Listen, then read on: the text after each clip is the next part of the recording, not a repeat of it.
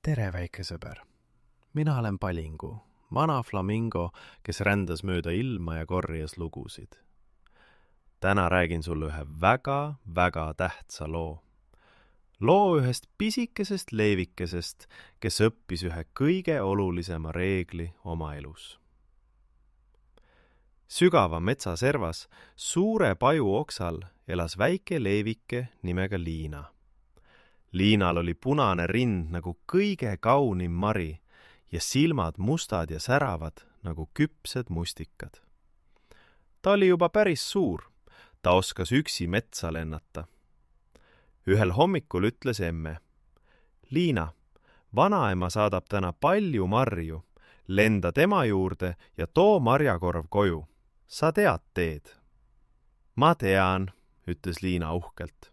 See oli juba mitmes kord, kui ta üksi vanaema juurde lendas.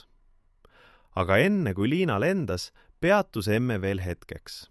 Ta vaatas Liinale otse silma.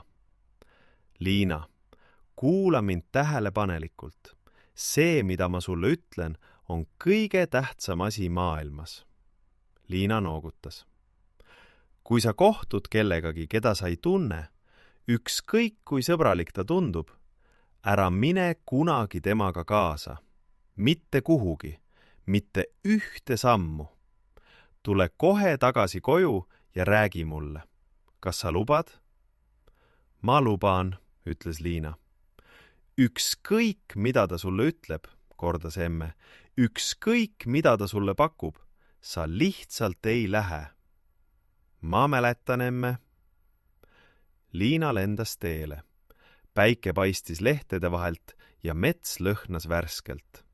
Ta tundis iga puud, iga kivi, iga kasetüve. Ta lendas üle kuusiku, mööda ojast, üle samblase mäekünka. Vanaema kodu oli juba peaaegu nähtaval. Just siis, kui ta laskus väikesele lagendikule pisut puhata, märkas ta kedagi. Lagendiku keskel istus üks kährik, suur ja paks. Tema saba oli kohev nagu pruun pesu. Ta naeratas Liinale laialt. Tere, väike lind, ütles kährik. Ta hääl oli mahe, peaaegu nagu lauluviis. Mis sinu nimi on? Liina avas suu, et öelda, ja siis sulges ta uuesti. Emme oli ka selle kohta rääkinud.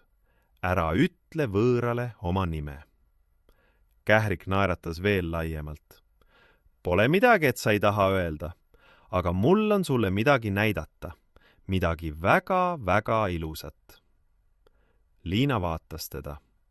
Kähriku silmad olid sõbralikud. Tema hääl oli soe. Ta ei tundunud üldse kuri. Mis see on? Küsis Liina ettevaatlikult. Mul on saladus, sosistas kährik. Selle puu taga on väike koobas ja koopas kasvavad kuldsed marjad. Päris kuldsed, säravad nagu päike. Need on kõige magusamad marjad maailmas. Liina ehmatas. Kuldsed marjad. Ta polnud kunagi sellistest kuulnud. Kuhu sa siis lähed praegu? Küsis kährik. Vanaema juurde, vastas Liina. Aga vanaema saab natuke oodata, ütles kährik mahedalt. See võtab ainult 2 minutit. Tule, näitan sulle. Sa võid ühe maitsta ja siis see jääb meie 2 väikeseks saladuseks. Sa ei pea kellelegi rääkima. Ta tõusis aeglaselt püsti ja astus paju varju poole. Vaatas üle õla Liinale. Tule! Liina seisis seal hetke. Ta tundis, kuidas miski tema sees teda kutsus. Kuldsed marjad. Ainult 2 minutit. Mis siin halba on? Aga siis midagi tema sees ütles teisiti. Liina mõtles emmele. Emme rahulikule häälele. Emme silmadele, mis vaatasid teda otse hommikul. Ükskõik kui sõbralik ta tundub, ära mine kunagi temaga kaasa, mitte ühte sammu. Liina mõtles ka kährikule.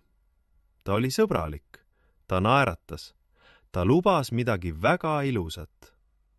Aga emme oli täpselt kirjeldanud just sellist ja ta tahtis saladust.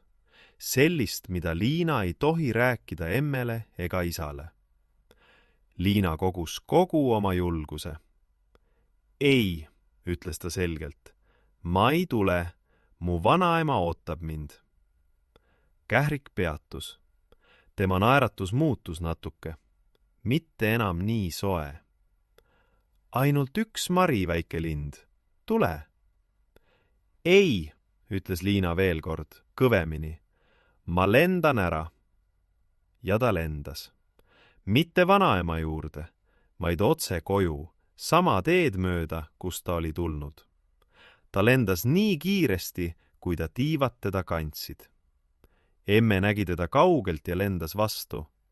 Liina, miks sa nii ruttu tagasi tuled? Mis on? Liina rääkis kõik ära. Kährikust, kuldsetest marjadest, saladusest. Emme silmad muutusid suureks. Ta võttis Liina tugevasse kallistusse. Liina, sosistas emme, sa tegid täpselt õiget asja. Täpselt seda, mida ma sulle õpetasin. Sa oled minu kõige tublim leevikene. Hiljem, kui isa oli vaatamas käinud, Kährikut polnud enam, ta oli kadunud nii pea, kui Liina oli ära lennanud. Istus emme Liina kõrvale. Liina, kuula veel kord. Kas sa tead, miks see reegel on? Liina pööras pead. Mõned võõrad näevad väga sõbralikud välja, ütles emme tasa. Nad räägivad mahedalt, nad naeratavad, nad pakuvad ilusaid asju. Nad lubavad saladusi. Aga see on osa nende viisist. Kuidas ma siis tean, kes on hea ja kes mitte, küsis Liina. Sina ei tea, ütles emme ausalt. Sellepärast ongi reegel nii lihtne. Kui sa ei tunne kedagi, sa ei lähe temaga. Mitte mingil juhul. Isegi kui ta tundub kõige sõbralikum loom maailmas. Ja kui keegi ütleb, et sul peab olema temaga saladus, siis on see alati märk. Õige täiskasvanu ei küsi pisikestelt lastelt saladusi nende emme ja isa eest. Liina noogutas vaikselt. Ja kõige tähtsam, ütles emme, kui sa midagi ei mõista või kahtled, sa võid alati meie juurde tulla. Me ei pahanda, mitte kunagi. Sa ei jää kunagi hätta sellepärast, et sa pöördusid meie poole. Liina ronis emme tiibade alla. Tundus turvaline. Sel õhtul, kui Liina mõtles tagasi päevale, ei tundunud kuldsed marjad enam mitte midagi. Tundus nagu tema kodu, emme, isa, soe pesa, oli tegelik kuld. Näed, väike sõber, see on kõige tähtsam reegel, mille sa kunagi õpid. Kuula tähelepanelikult. Kui sa kohtad kedagi, keda sa ei tunne, ükskõik kui sõbralik ta on, ükskõik mida ta sulle pakub, ükskõik kui ilus tema lubadus on, sina ei lähe temaga kaasa. Mitte iial. Sa ütled ei.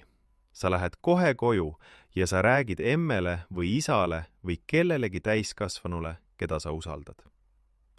See ei ole ebaviisakas. See ei ole tülitsemine.